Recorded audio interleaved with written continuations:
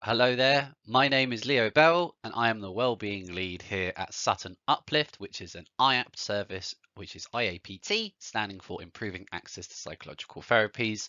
This is one of a number of YouTube videos that we have on our Sutton Uplift YouTube page, going through some of our group workshops. This workshop is living well with long-term conditions, or as it says on the slide, coping with long-term conditions. So let's get right into it. This is just to give you an idea as to what it would look like if in our group workshop. So there's very much confidentiality and all these sort of things, phones being on silent, mentioning that you can have a pen and paper, all that sort of stuff. And we don't need to worry about any of that sort of things today. So I'm just going to go right past it. The aims of the workshop. So we're going to explore how your diagnosis made you feel when you first heard it.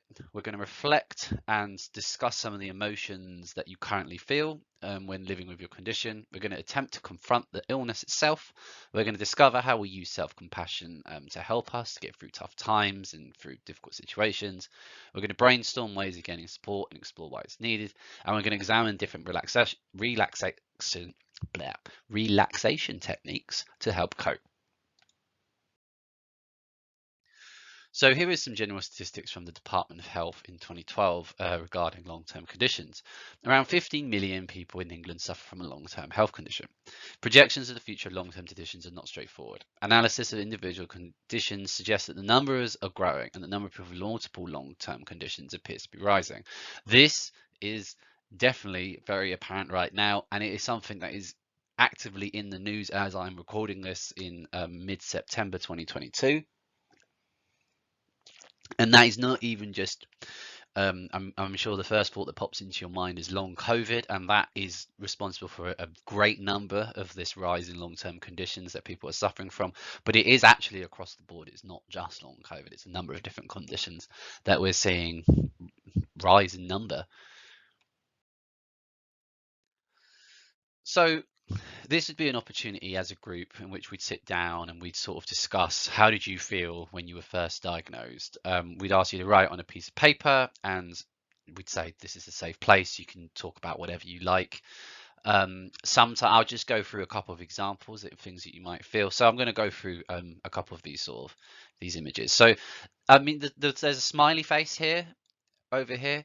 Might seem like an odd reaction to having a long-term diagnosis, a long-term condition diagnosed, but sometimes this can be a relief to people because sometimes people have a condition or something is wrong and they just don't know what it is. So sometimes just getting that answer can feel like a relief in itself. But more commonly, we see things like sadness related to being diagnosed. So this could be, I mean, in many ways, it can be a form of grief when you first get your condition, a long-term condition diagnosed, because you grieve for the life that you thought you were going to have. So the life that was in front of you before you had this long-term condition. There's no reason to say in a number of cases that you can't go back to that person, but it's certainly for the immediate future, it's not going to be the same. Let's say you have long COVID, you're not going to be able to do some of the things physically that you were able to before. And so we grieve for this purpose. So it's important to allow those emotions to come. And we're going to discuss that kind of thing. Another thought is anger. Another theme that we get is anger. Why me? This is unfair. All of these kind of emotions. Maybe it was missed for a while by the system and that frustrates you. Like you feel like you should have had this diagnosed sooner, that you could have been on top of it sooner, kind of thing. I mean, and it's also very possible for you to feel all three of these things at once. It can really be an emotional roller coaster. But I do encourage you, pause this video, write down on a piece of paper how you felt when you were diagnosed, and maybe explore where that came from, why you had these feelings as well. So I've already kind of gone through a bit of this. So for some, it can be traumatic. Some, it can be a relief. It could be a mixture. There is no correct way to react to the news of a diagnosis. It's absolutely okay. You are a human being. It's perfectly natural to feel a wide array of emotions and multiple at once. And I mean, even things like guilt and shame is to be expected and to be not a surprise for people when they get a diagnosis like this. It can really range, and it's not just the emotions that you feel. There's also the emotions that others feel around you as well.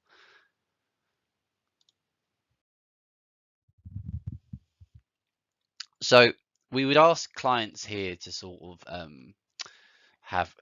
we'd give them 10, 15 minutes to think about how to basically answer the questions on the screen and sort of think about how they feel differently now as opposed to when they were first diagnosed. And maybe, I mean, maybe there is no difference, but have a think about what are your fears? How do you feel when your symptoms flare up? How are there highs and lows? I've just mentioned a couple of things. You are not alone. The way you are feeling is perfectly normal. Um, it's just what we want is your we want you to prioritize having the best day possible rather than curing yourself. And with that in mind, have a think of how can you live with your illness and improve the quality of your life still. So how can we have these two things running in tandem? It can't. What we don't want to be is to get into the trap, as it were, in that I'm going to be unhappy until this gets better. In some cases, it is important to get happy first, and being happy might end up motivating you, which ends up might making you more active in being able to help whatever it is, and it might make the condition go away faster. But have a think.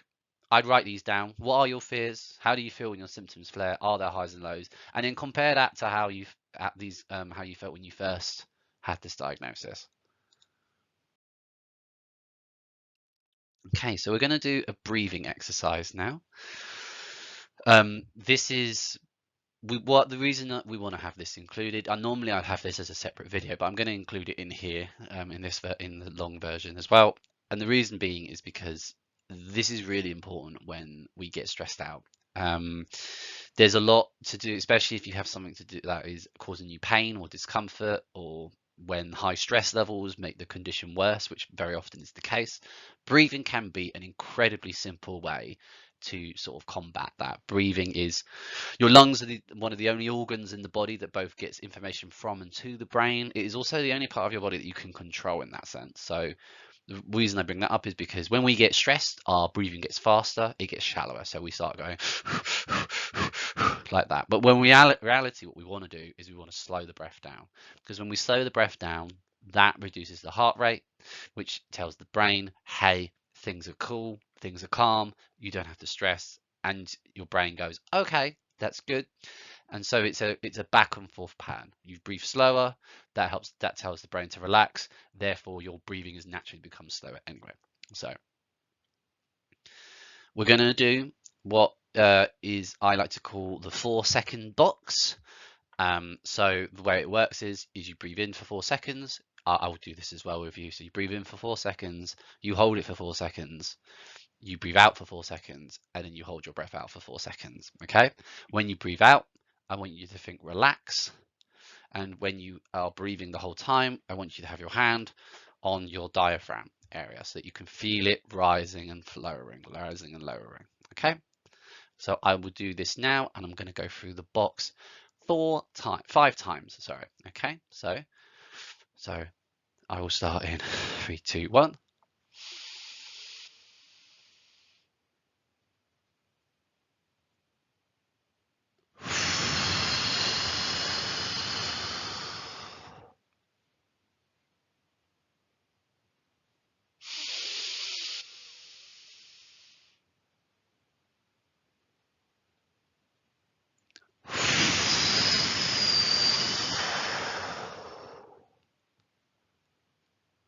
So I've done 2 rounds.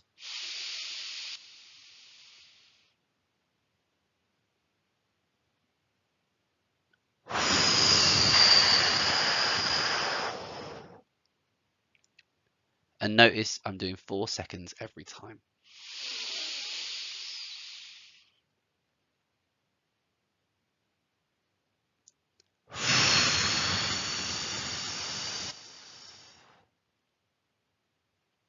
You can even, for the final one, you can even follow a box. So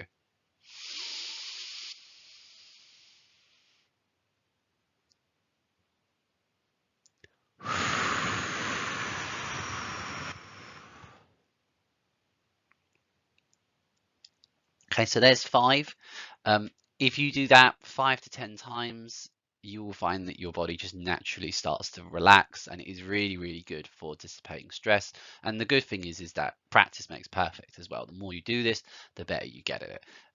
I would, if anything, I would schedule it in your diary, plan it, try to do it twice a day for a week, and see how you get on.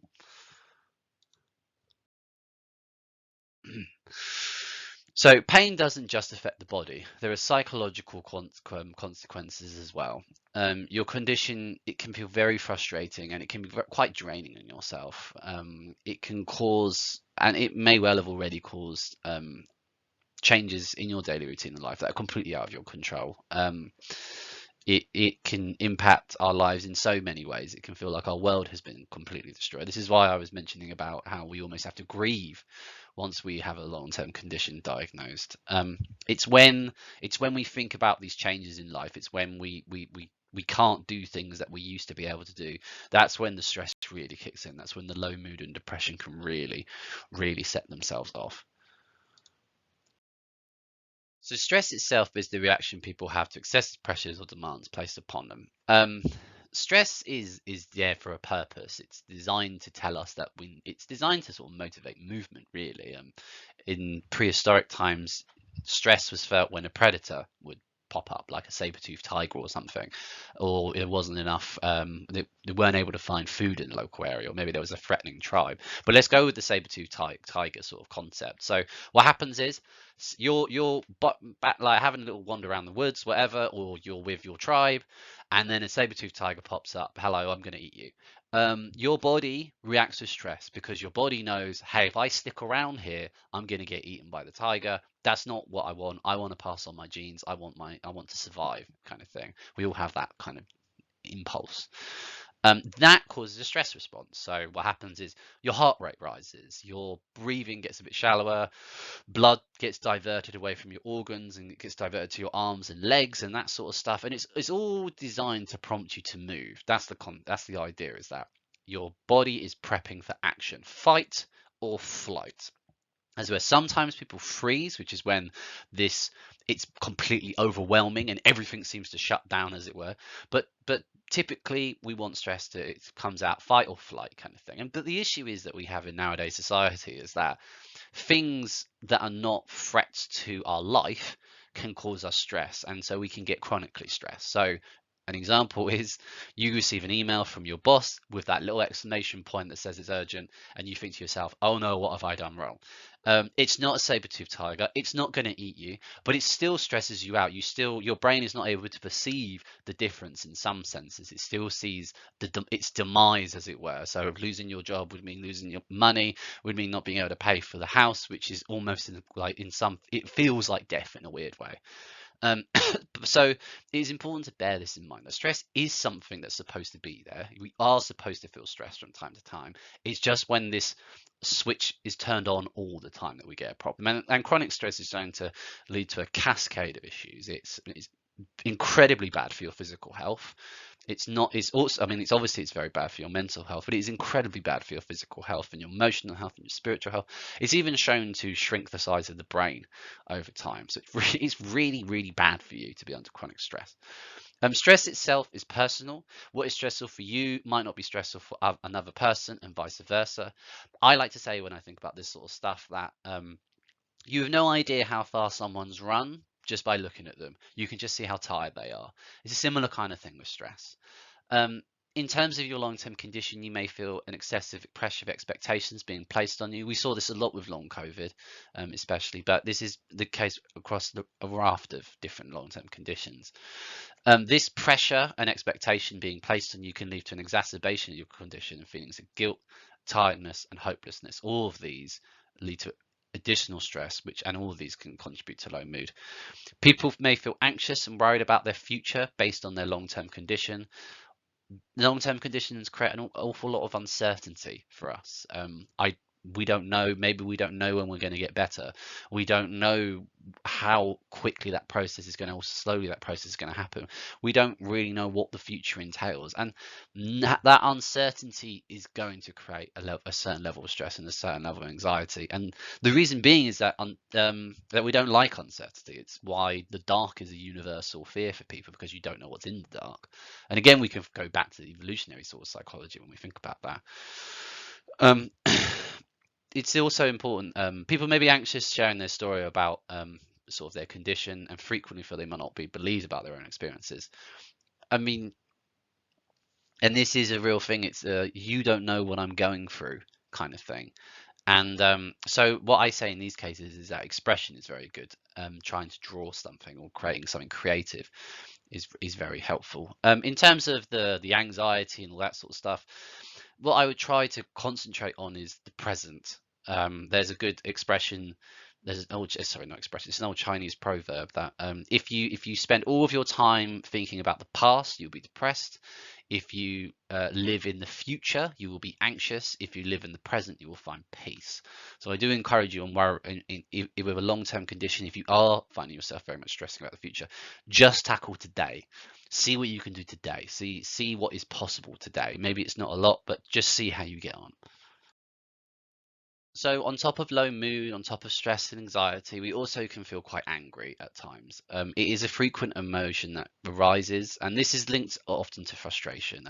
We feel angry when we feel very often we feel angry when we feel like we're not being listened to, our rights are not being met. We feel that we're being treated unfairly or unequally in some aspect, and it's very. I mean, it makes a lot of sense when you think about it. You feel like it's unfair. Why has this happened to me, as it were? Why am I the person who has to suffer with this condition? And that can create a lot of anger. And it also, I mean, on top of that, you can also, there's a different bunch of reasons why you can be angry. Maybe other people around you are not as understanding as you'd like. Maybe your condition was not diagnosed in an effective time frame for you, and all these things can kind of add up. It's a way that I sort of view it is that if you're a cup and stress, so your glass and stress fills up the cup, then the more stress that's in the more water is in the cup. So it doesn't take a lot of movement side to side. It doesn't take that much shaking of the table, as it were, for your emotions to start spilling over, your stress to start spilling over. And that can be seen in like aggression, lashing out at people when it just becomes too much. Anger is easier to express sometimes than feelings like guilt or sadness or sorrow or grief, and it's very natural to feel these sort of things. I'd recommend you check out our Overcoming Frustration and Irritability workshop on our YouTube channel as well to help you with this sort of thing. Aggression, so I'll read the last point here, in that aggression can be thought of as an impulse in how to respond to a situation that you feel out of control or somehow under threat. Consider having a long-term condition means that you are going to have less control. You are going to feel more under threat because you are not as physically able to defend yourself as you were able to before you had the condition. So it makes sense that aggression pops up, but understanding that it should be an important step. Understanding that you are likely to feel more aggressive, you are potentially going to lash out more because you have this long-term condition. Knowing that means you'll take the steps necessary in order to sort of counteract that. So now we have explored the emotions felt as when we get that long-term condition diagnosed. We'll delve into some of the possible ways of coping. So try to listen to sources which are professional. That doesn't mean that it has to be just the NHS. It just means don't fall down every rabbit hole on YouTube or TikTok or whatever and decide that an alkaline diet is going to cure your condition. It very possibly may help, and that's important to know. And the fact of the matter is that we don't know everything about everything, so it is possible that these things are going to help you, but I would just say don't put all your eggs in one basket. Don't read all the tea leaves, as it were. Do try and listen to as many professionals as possible, because they've got experience with it. We would have seen many people with this condition before. Try to keep a balance between learning new information and ruminating. So you don't want, hang on. Try to keep a balance between learning information and sort of reinforcing the information you have, and try not to ruminate. Ruminate is crap. We don't want to do that.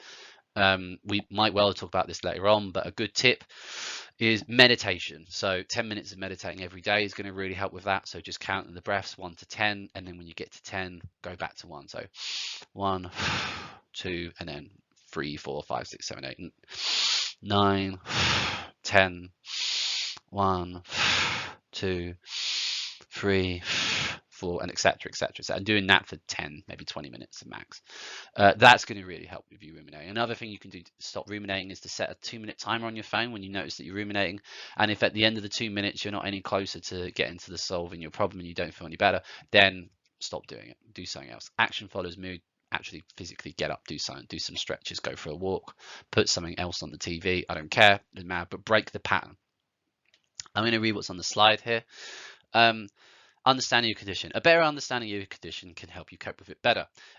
This can be thought of as one of the first steps in making a positive difference in coping with your condition. Speaking to your consultant, GPs, nurses, or other healthcare professionals. Use websites like NHS Online and credit websites for your condition. So I've already talked about why you should be a professional. I will say one more thing.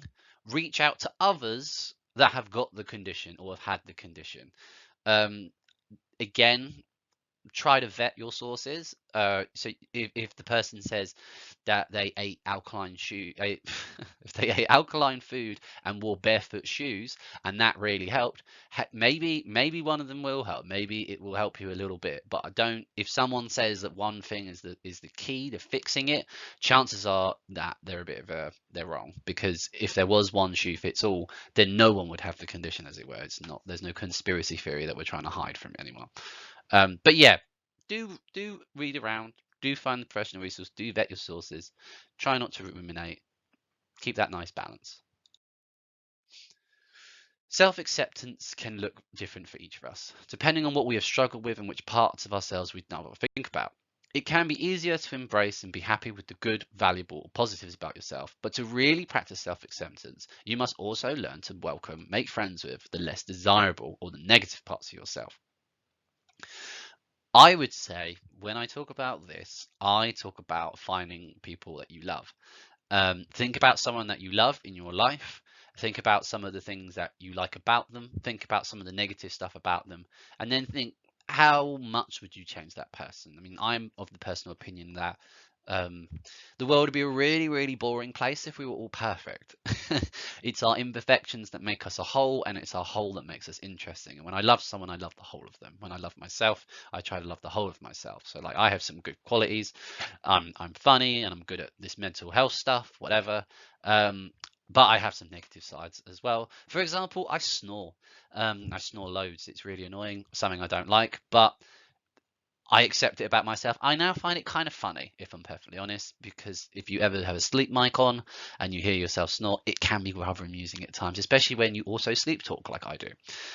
But this is what I'm talking about. It's accepting the negative comes with the positive.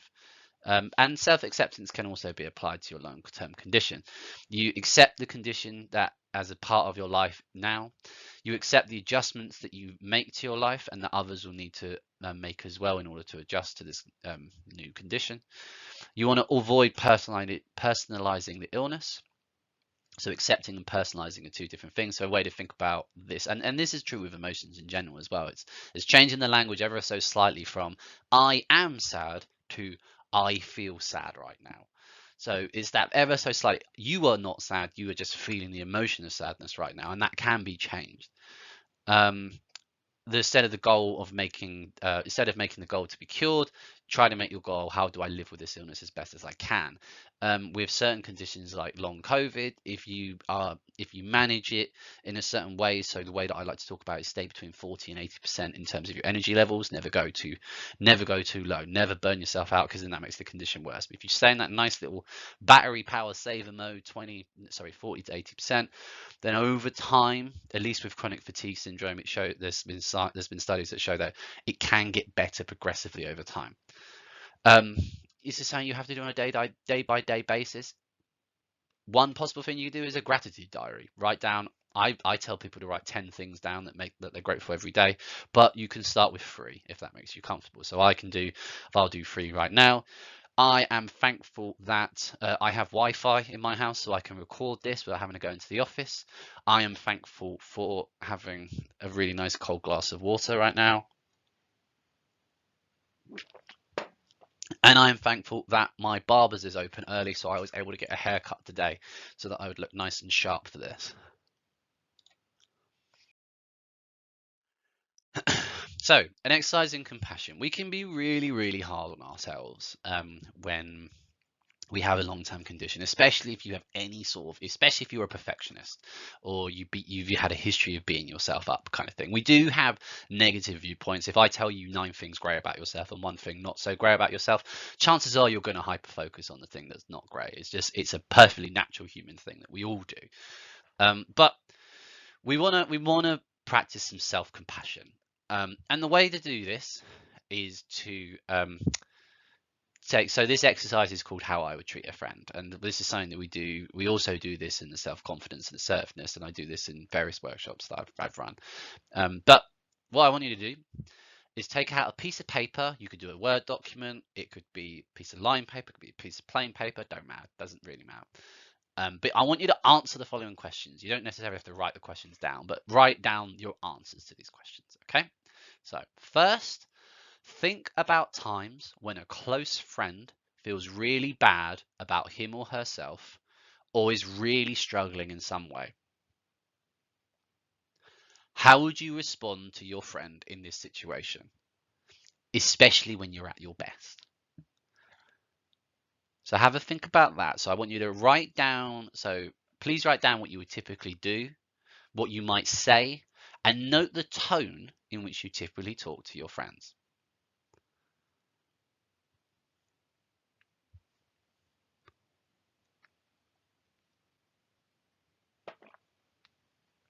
So I'll do it. I'll do one. So let's say my friend is desperately struggling. It could be something mental. It could be something physical. My general approach would be, I'd probably say, I try and almost pick them up with a soft sort of voice. So, hey, buddy, I know you're really struggling with this.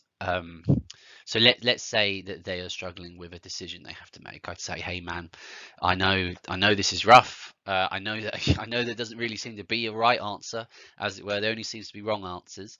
But trust yourself. Take your time. Maybe sleep on it. Write down the pros and cons for each side. But there's no rush. Don't stress.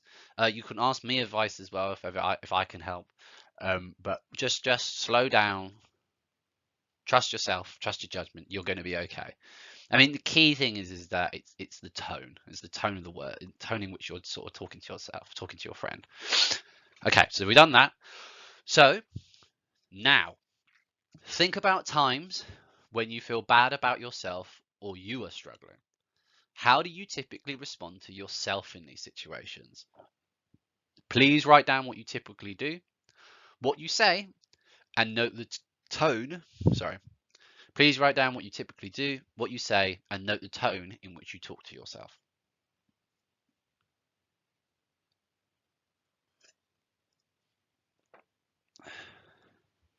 I should stop drinking this water. It's making me bad. But anyway, so I'll do this for myself. So let's say something happens. Let's say I'm particularly struggling.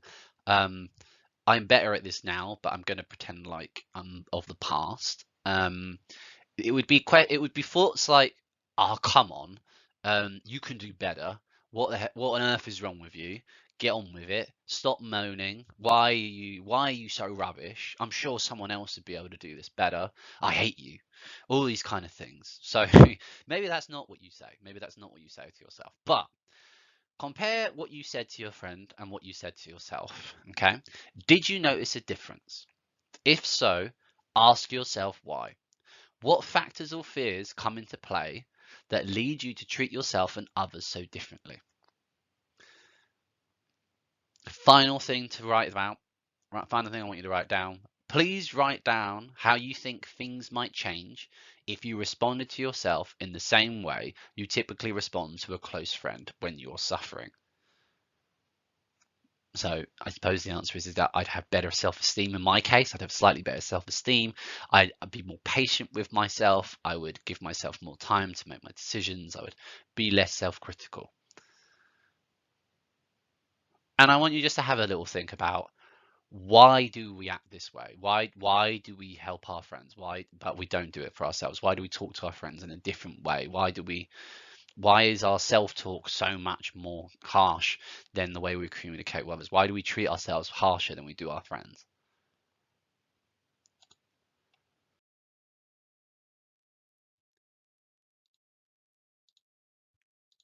Okay, so um, common humanity, accept your humanness. So self-compassion involves acting the same way towards yourself when you are having a difficult time, fail, or notice something you don't like about yourself.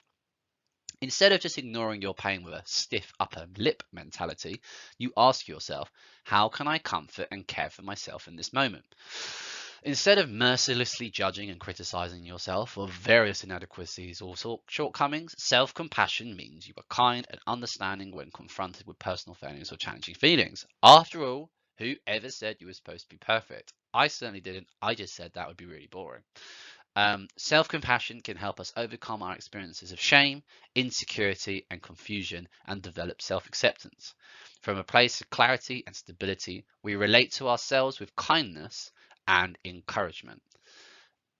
So it's all about, I mean, there's three things, there's three parts of self-compassion. There's self-kindness, so there's loving yourself, there's accepting who you are as a full person with your imperfections. It's loving yourself, loving your imperfections as well as your perfections, loving the things that are not so great about you, that you deem not so great about you, as well as the things that you do like about yourself, that you do deem great, as it were, about you. Understanding that there's common humanity. We are not alone in our mistakes, weaknesses, and failures. That making mistakes is perfectly human. We are all born, we will all pass away, we will all make mistakes, and that is part of what makes life so wonderful. And finally, mindfulness. So being mindful of one's emotions and feelings without over analyzing them, over identifying them. So like I said earlier, I feel sad rather than I am sad. It's important to have self-compassion, but I'm also just going to mention it's a skill. It's going to feel weird at first, but over time you will get better at it. It will feel more natural, and eventually it will sort of just become an unconscious thing. You would just do it like a reflex. So a few things. So I'm just going to talk a little bit about some of the things that self-compassion is not. So three things I have written here. So self-compassion is not self-pity. When individuals feel self-pity, they become immersed in their own problems and forget that others have similar problems. They ignore the interconnection with others and instead feel that they are the only ones in the world who are suffering. In contrast, by being compassionate towards oneself, mental space is provided to recognize the broader human context of one's experience and to put things in greater perspective. Number two, self-compassion is not self-indulgence. Self-compassion is also very different from self-indulgence. Many people say they are reluctant to be self-compassionate because they're afraid they would let themselves get away with anything. Remember that being compassionate to oneself means that you want to be happy and healthy in the long term. Self-compassion can be a motivating force for growth and change, whilst also providing the safety needed to see ourselves clearly without the fear of self-condemnation. Self-compassion is not necessarily self-esteem. Self-esteem refers to our sense of self-worth, perceived value, or how much we like ourselves. Self-esteem is also often based on how much we are different from others, how much we stand out or are special. Self-compassion is not based on self-evaluations. People feel compassion for themselves because all human beings deserve compassion and understanding.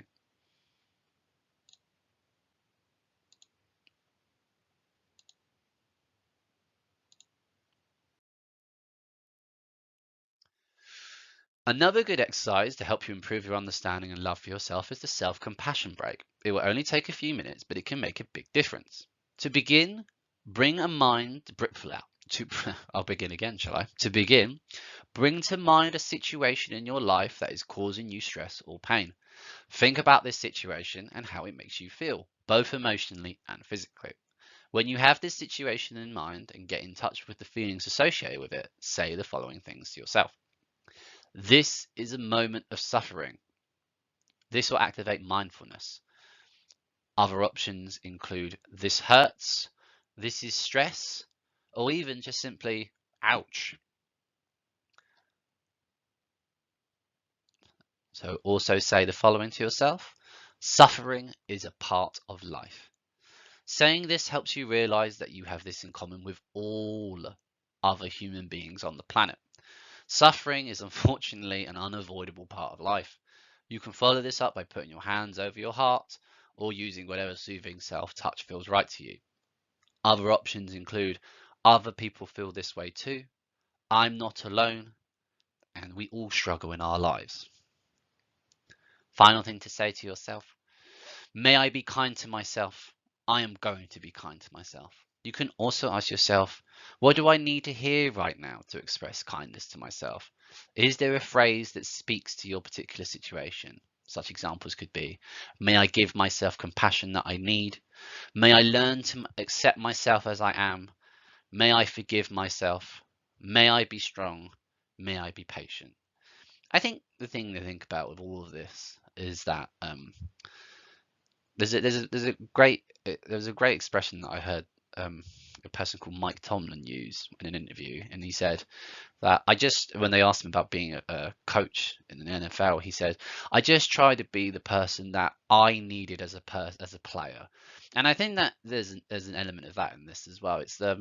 It's when you are suffering, when you have these moments when you are struggling, when you have a situation, when you are in a particularly stressful situation and you're in pain or your emotions and physical symptoms are bad, think about the person that you need right there and then try to be that person for yourself as best you can, kind of thing.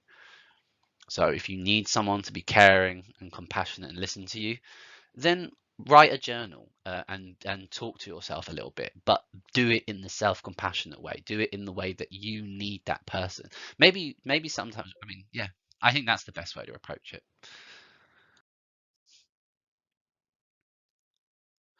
So this is a little bit more about the self-compassion break. So this is a moment of suffering. Suffering is part of life. I'm going to be kind to myself. I am just going to read what's on the slide here. A moment of self-compassion can change your entire day. A string of such moments can change the course of your life. I think the way I think about this is, and I do this with my clients sometimes, let's say you got two people going in a direction. All we have to do is change one person's direction just a little bit. And then over time, you see they end up in very different places. And that's the way to kind of think about this. It's just little changes. We're not having a break, but we do in our group workshops that are online, if the group wants it. So we have in the wellbeing team, we talk about the 5 areas of well-being. And then this overall contributes to our overall well-being. I'll go through each of them, each 5, but the way to kind of think about this is a table. Imagine you have a table with 5 legs. You could probably get away with it if one of the legs is sort of broken or it's short or it's missing or whatever. But if you start to lose more than one leg, the table's not going to work. It's just going to fall over. It doesn't matter which leg it is, it's going to topple. It's not going to work anymore. So it is important to have all 5, and it's important to have some sort of balance involved. So if we talk about physical, so physical is what it says on the tin, really. It's eating right, it's trying to get enough sleep, it's doing some sort of activity, even if it's just through breath work, even if it's just moving around and doing light stretches. Social is social stuff, so it doesn't necessarily have to be going to parties. If you sort of consider yourself to be more introverted, then you can get your social sort of wellness topped up by meeting up with a friend and just chatting to them for a little bit. Maybe it's a phone call, it could be whatever. Mental, so that is not just mental health as well, although that is included. It's also things that will keep you cognitively sharp. So consider things like that's better. So consider things such as chess or Sudoku, crossword, reading fiction books, reading non-fiction books, watching documentaries. It's keeping that It's keeping that curiosity. It's trying to make sure you keep learning, as well as making sure that you don't burn out. And that's another aspect of mental health, is it's controlling how much you work, how much you're exposed to, kind of thing. Emotional sort of stuff, that is kind of how in control you are of your emotions. So are you someone that is blowing up very often? Are you someone who's crying a lot? Are you emotionally stable? And the way to kind of work on this is to do things like journaling, to do things like meditation, to sit with your emotions, to talk about your emotions.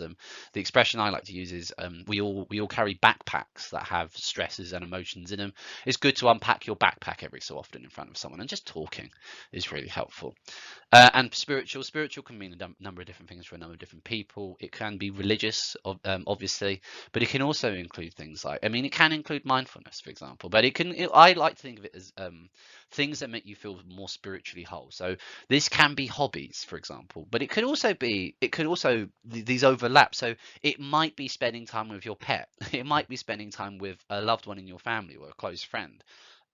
It might be, my personal one was painting, but it could be anything. Maybe you particularly like an anime. Maybe you have your favorite documentary on Netflix. I almost try to think of, when I think about all five of these, I almost try to think about them as meters that we top up by doing things. So I go and I do yoga, that means that my physical is slightly upped and my spiritual feels a little bit upped. So I get both of those meters get topped up. And then later on, I might go to a pub quiz with my friends. So that would be my social would get topped up and my mental would get topped up. And then maybe I talk to one of my friends about something that's going on in my life at the moment that I'm kind of stressing out about. That's then the emotional side of things topped up. So you could see, like, in a day, just with a yoga class and a pub quiz, I've nailed all five of these sort of things. So it's important to think about these different pillars, as it were, in your life, and have a think about where you might be lacking, and then prioritizing those and getting those in check. Some positive coping strategies. So if when I was talking earlier about the glass of water full of stress, what we want to do is we want to do things that will positively reduce the amount of water in the glass. So we call it a stress bucket, for example. We want to turn the tap on to get water out of the bucket in a positive way and not a negative way. I'm going to read through these, but I'll just say beforehand that a really simple way to think about a negative coping strategy is something that feels good that you don't have to work for. So example would be smoking a cigarette. You get a hit from smoking a cigarette, you get the nicotine hit, you get the dopamine release, it feels great, you get that rush for 15 minutes or so, or whatever, but you haven't actually had to do anything for it. So what happens is once the high of the smoking comes off, it's not, maybe that's not the correct term, but the nicotine high, once that starts to wear off, your body in some senses goes into homeostasis, and so you feel crap for a little while because you felt great, but you didn't have to work for it. So you start to feel crap afterwards. Things like, so one of the examples that will be listed here, I'm yet to read them off, is going to be exercise. So you may well have heard of the concept of a runner's high, which it's after about an hour or so in running, maybe 2 hours depending. This is an example of something that's hard. So when it's hard, you start to feel worse, as it were, even if you like running, but then your body releases all the hormones and your endorphins and stuff, so then it balances out the other way to how the cigarette smoking was, for example. Another example would be drinking alcohol. It feels great at the time. You actually feel a sense of euphoria as the alcohol content in your blood goes up, but then of course you get the dreaded hangover afterwards and you feel crap. And this can lead to a whole raft of issues. Is there another example I can throw in here? Oh, so here's another one. Cold showers. You might have heard of Wim Hof. This has been doing the rounds recently in the last couple of years, maybe more than that. I've known about for 4 or 5 years now, maybe more. But anyway, cold water. Getting into a cold shower feels horrible. I don't care who you are. You could be a penguin. It ain't nice. But if you can get through that cold shower, even if it's just 30 seconds or a minute, you get a huge dopamine release. You feel great afterwards once you're dry and your body starts to warm up, and that actually lasts for a long period of time. So that's a really good way to build motivation throughout the day. But that's just a real quick example of things, of how this works, how a negative coping strategy works, and why, and how to identify if it's a negative one or not. So we've got, in terms of positive coping strategies, we've got eating well. Your gut is your second brain. You have more brain cells, you have more neurons in your digestive system than a cat or a dog does in its actual brain. So your stomach's pretty smart. So eating well is good for it. I recommend fiber, lots of fiber, and try to have some fermented foods. So things like sauerkraut and kimchi can be quite good as well, surprisingly. But try to have like not too many carbs, not too much sugar, not too trying to imagine you don't want to be on a roller coaster. You want to be quite steady in terms of your glycemic index. Caring for others is a really powerful one. Learning new skills is a great one. If you ever have felt stuck, which is something that I hear quite a lot in my line of work, so people say, Leo, I feel stuck. I say, okay, what are you doing at the moment? And they say nothing. And I say, well, you're not growing. Of course you feel stuck. You need to grow. You need to do stuff. You need to be feeling like you're going towards something. You need to feel like you have some sort of purpose, even if that purpose is just getting a little bit better each day. Keeping physically active, well, I did mention that might be here. Talking about your feelings, it's a great way. You don't have to necessarily talk to someone. This could be in a journal, but it's about getting it out of your head. Getting involved in making a contribution. This is especially important if you're feeling lonely. It's great to be part, and so valuing yourself and others is also part of this. Keeping in touch with friends and loved ones also fits into this. It's about being part of a community. It's finding your tribe. I talk a lot about the concept of ikigai, which is a Japanese sort of concept. Ikigai. If you're interested in Googling it, there's a really good book on it as well. But the main mantras are purpose and community. Find your purpose, find your tribe, and that will help you quite a lot. Even your purpose could even be sharing your story and helping others that have the same long-term condition as you. Drinking in moderation, as I already mentioned. Don't drink too much because that crash will come. Taking a break is good, so pacing yourself. Asking for help is a good idea as well. We do that at Sutton Uplift. We would help you at Sutton Uplift or various any IAP services, IAPT service in the country can help you. And doing something creative is also a good one. This one is good. I find this is a really good one as well. If you find that you're very frustrated, or if you feel that if you have been stuck with an emotion for a while, doing something creative to express that emotion is a really good way to get it out of your chest. Sometimes words just aren't enough. Sometimes we need to write a song, do a poem, maybe it's a drawing, maybe it's a painting, maybe it's a Lego set. It doesn't really matter. It's got to be something creative to express how you feel. What's the image to represent how you feel? How will you paint me that picture? Maybe it's with words, maybe it's with paintbrushes, etc.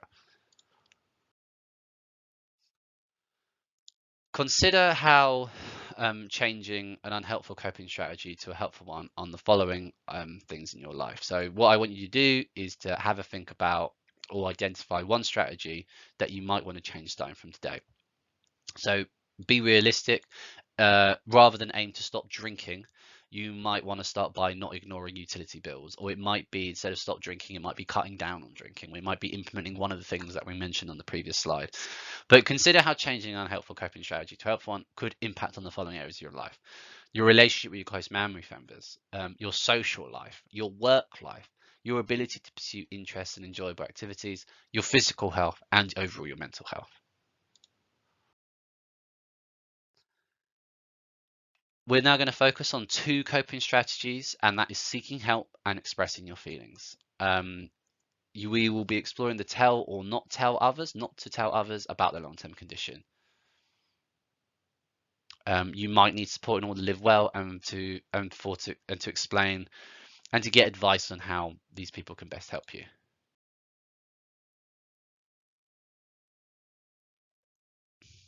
You don't have to worry about that because you're not going to talk about your long-term condition because this is a YouTube video. Seeking social support. There are benefits to seeking social support, but at the end of the day, it is your choice. But there are a lot of benefits to having support in your life. It improves your ability to cope with stressful situations. It alleviates the effects of the emotional distress. It promotes lifelong good mental health. This enhances your self-esteem. It lowers cardiovascular risk and gives you lower blood pressure. It promotes healthy lifestyle behaviors, and this is encouraging adherence to a treatment plan. good group to reach out to would be a carer centre near you. So we at Sutton Uplift, we work with Sutton Carer Centre. This is good because it not only would help you get support, but it might also have the people around you give them support. Because a number of the issues that I find in my line of work is that when I have someone with a long-term condition I'm working with, they feel a great amount of guilt over the people that are having to look after them. They feel a great amount of shame that they are not, that they need the help in the first place from someone, and they feel like such a burden.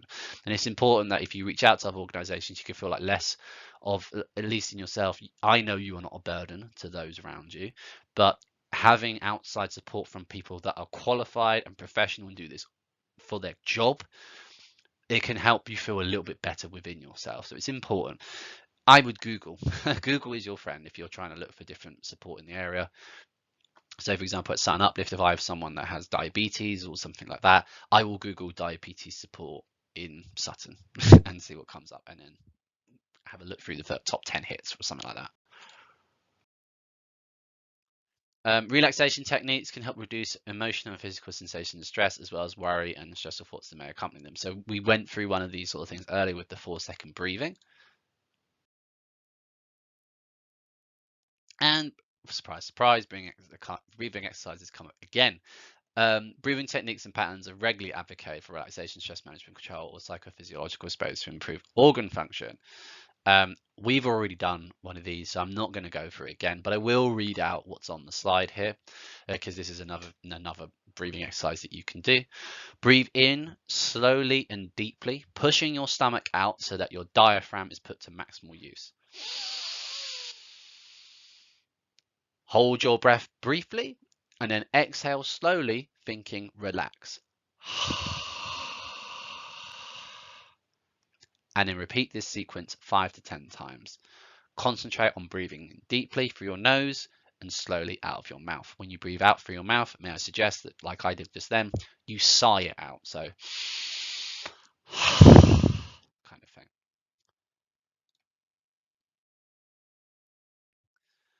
thing. The following techniques are all about reducing stress by neutralizing the fight or flight response that I discussed earlier as being what happens when we feel acutely stressed. Relaxation techniques can help reduce emotional and physical sensations of stress. If you want to learn to relax your breathing and reduce your muscle tension, your mind will follow. If you can learn, to relax your breathing and reduce your muscle tension, your mind will follow. Conversely, if you learn to ease stressful thoughts and worry, your body will relax as well. It is highly recommended that you approach learning these exercises as skills that need to be practiced and developed over time, rather than something that you do once in a while. Without practice, these exercises may not be effective for you at the time when you need them most. The way I like to think about this is think about a toddler and catching a tennis ball. So the first time you throw a tennis ball at a toddler, it just bounces off their head and they look rather silly. After a period of time, the toddler learns, or maybe someone shows them, you have to put your hands up, you have to wrap your hands around the ball, you have to put a certain number of pressure on each hand so the ball doesn't move, and that's how you catch.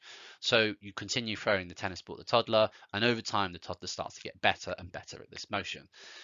If I was to throw a tennis ball at you, lightly, not hardly, but if I was to throw a tennis ball at you, you don't have to think, put your hands up, wrap your fingers round, hold on tight. You just do it. So you move from being, I call it consciously unskilled, which is when the ball's just bouncing off and you can't do it right. Consciously skilled, you can do the action, but you have to think about it. And then finally, you become unconsciously skilled. So just like me throwing the tennis ball, you don't have to think about it. You, with these relaxation techniques, you don't have to think about it too much. You just automatically are able to do it. You feel a certain way and then you go, okay, I'm going to do this.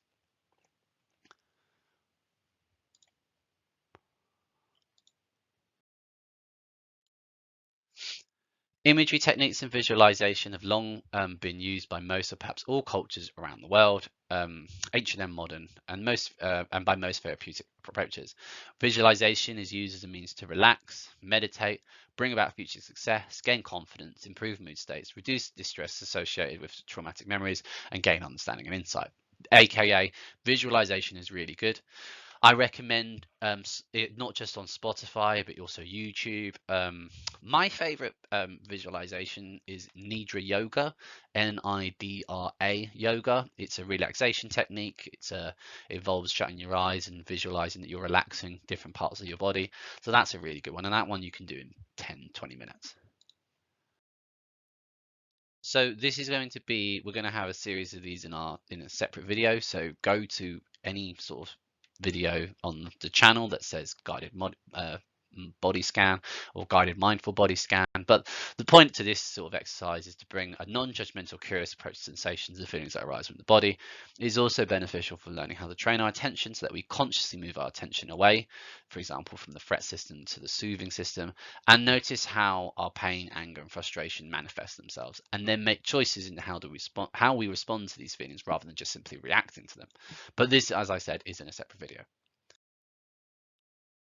Okay, so I have 2 quotes from people that have long-term conditions, and then I'll just go through the take-home message.